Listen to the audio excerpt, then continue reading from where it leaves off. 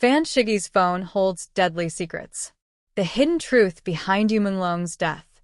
The phone was never meant to be found. Cracked at the corner, smeared with fingerprints that didn't belong to just one person, it lay powered off inside a locked evidence bag, silent, ordinary, and yet terrifyingly heavy with implication. To the untrained eye, it was just a phone. To investigators, it was a loaded weapon. Because according to the files buried inside Fan Shigi's device, the story the world believed about Menglong's death was not just incomplete. It was manufactured. The official story that never sat right. The public version was neat. Too neat. A sudden tragedy. Unfortunate timing. A string of coincidences that somehow aligned perfectly, leaving no one directly responsible and no questions officially unanswered. But from the beginning, there were cracks. Why were early reports revised 3 times in 48 hours? Why did key witnesses suddenly misremember timelines? Why did security footage from 3 locations fail simultaneously? And most importantly, why did Fan Shigi, a man with no public connection to Menglong, panic the moment authorities asked to see his phone? The phone that refused to stay silent. When digital forensics finally bypassed the encryption, the room reportedly went quiet. Not because of what was missing, but because of what was there. Voice notes timestamped hours before Menglong's supposed final moments. Encrypted messages marked delete after listening. Videos recorded unintentionally, short clips, shaky, dimly lit, capturing fragments of conversations that were never meant to survive. In one audio file, a voice whispered, "If this gets out, it won't just end him. It'll end everyone." The voice was later matched to Fan Shigi, the name that kept appearing. Menglong's name wasn't mentioned often in the files, which was strange. Instead, there were code phrases, symbols, nicknames. But one alias appeared again and again, always followed by long pauses in the recordings, as if the speaker was choosing words carefully. Investigators realized something chilling. Menglong wasn't the target. He was the obstacle. The night everything changed. One video, recovered from the phone's cache memory, became the center of the case. It showed a private room. Dim lights. Reflections on glass. Several figures seated, but only one face briefly visible in a mirror. Menglong. Alive. Alert. Angry. The timestamp placed the recording after the time his death was officially declared. That single detail collapsed the timeline like a house of cards. If the timestamp was real, and experts confirmed it was, then the official story wasn't just wrong. It was impossible. Fan Shigi's final messages. The most disturbing discovery came from a folder labeled simply, "If I'm gone." Inside were scheduled messages, set to send automatically if Fan Shigi's phone went offline for more than 24 hours. One message read, "They will say it was an accident. They will say no one could have stopped it. That is a lie." Another said, Menglong knew too much, too fast. And once he knew, there was no safe exit. These messages were never sent, because the phone was seized first. The silence that followed. After the phone's contents were logged, something strange happened. The investigation slowed. Briefings were postponed. Officials stopped using names. Media coverage softened overnight. And Fan Shigi? He vanished from public records. No charges announced. No trial scheduled. No explanation offered. Just silence. The kind of silence that doesn't mean resolution, but containment. What the files suggest, and why it terrifies. Taken together, the phone's contents suggest a far more unsettling narrative. Menglong uncovered information that threatened powerful interests. Fan Shigi acted as an intermediary, recorder, or unwilling witness. The death was not a single event, but the final act of a controlled sequence. The truth was never meant to survive past a single device. And yet it did. The final, unanswered question. At the very bottom of the phone's memory, investigators found one unsent draft. No recipient. No timestamp. Just a sentence.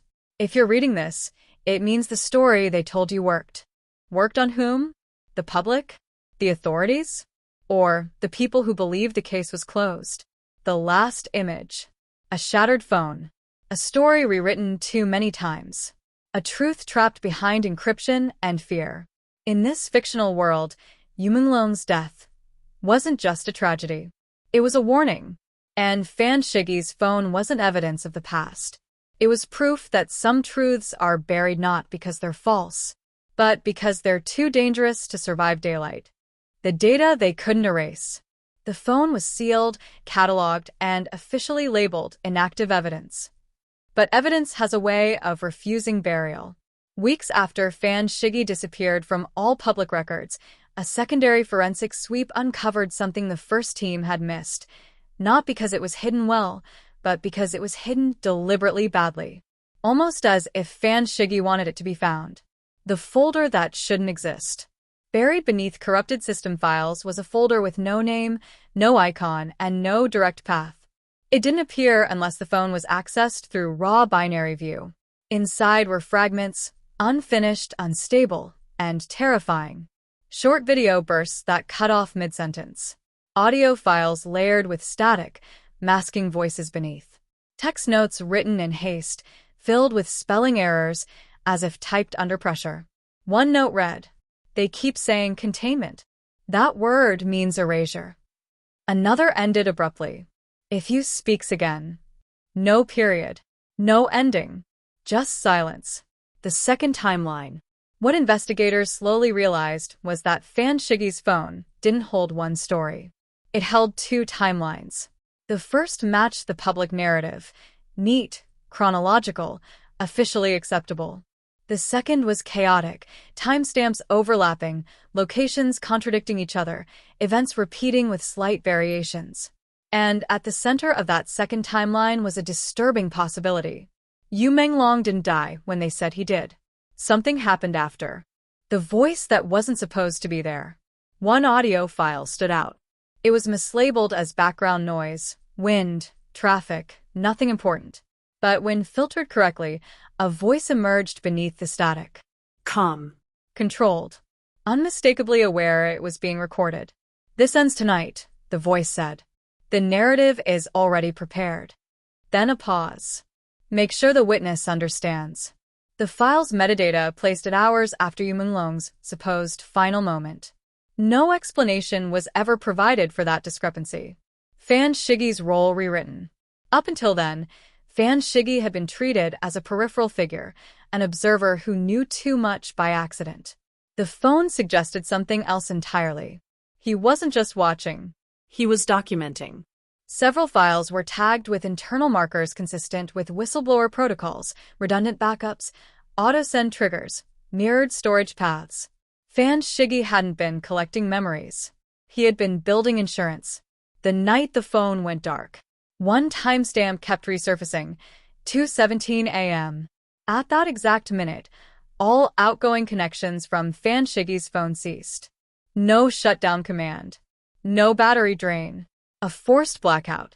Minutes earlier, a draft message had been opened but never sent. "They think the phone is the threat. They forgot I already passed it on." Passed it on to whom? That question never received an official answer. The leak that never happened, but did. Rumors began circulating quietly. Fragments of the phone's data had surfaced on encrypted networks, shared in pieces too small to form a full picture, but too specific to be fake. A phrase here. A timestamp there. A familiar line repeated out of context. Every fragment pointed to the same conclusion. The story of Menglong's death had been closed prematurely on purpose. The people who stopped asking questions. As the investigation dragged on, something more unsettling occurred. Those who pushed hardest began to withdraw. A journalist reassigned without explanation. A forensic analyst suddenly on leave. A legal advisor declining further comment. No threats were reported. No warnings recorded. Just a pattern of retreat, as if everyone had silently agreed where the line was, and not to cross it. The last file on the phone. The final discovery came months later. A single video file, heavily compressed, degraded almost beyond recovery. When restored, it showed nothing but a dark room and a faint reflection in glass. A man stood just out of frame. And then a voice, quiet, steady, unmistakable. If this is the version they choose, remember, versions can be replaced. The video cut out. The file timestamp was missing entirely. What the phone ultimately proved. Fan Shigi's phone didn't expose a killer. It didn't name a mastermind. It didn't deliver justice. What it did was far more dangerous. It proved that truth can be managed, that timelines can be edited, and that death, at least in public record, can be negotiated. Menglong's story, in this fictional world, wasn't erased by force. It was reformatted. The ending that never came. The case was eventually marked resolved. The phone was archived. The files were sealed. The questions were left unanswered. But somewhere, according to the last unsent draft on Fan Shigi's device, a copy still exists, waiting. Because, as the final note on the phone warned, they didn't silence the truth. They only delayed who gets to hear it. And in that delay lies the most terrifying possibility of all, that the story the world believes is not the last version, just the most convenient one.